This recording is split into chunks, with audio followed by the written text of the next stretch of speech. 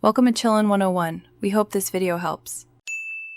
In this video, I will show you how to draw a Land Rover Defender, step by step. We will begin by establishing the fundamental shapes.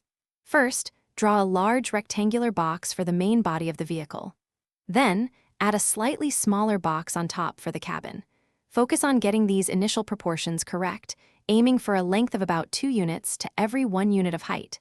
This foundational step is crucial for a well-proportioned drawing. Now that we have the basic body, let's add the wheels and their distinctive arches. Carefully draw 4 circles for the wheels, ensuring 2 are visible on each side. Place the front wheels slightly forward of the cabin's front edge. Next, create the iconic, squared-off wheel arches around each tire. These arches are a key visual element of the Land Rover Defender, giving it its rugged and capable appearance.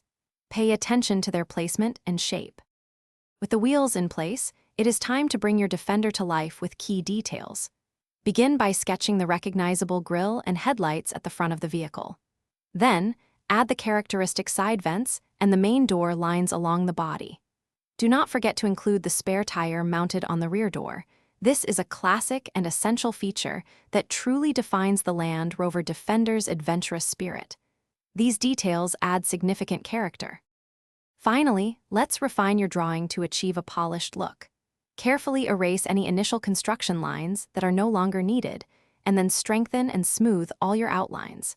To give your Defender a 3-dimensional appearance, add subtle shading, paying attention to light sources.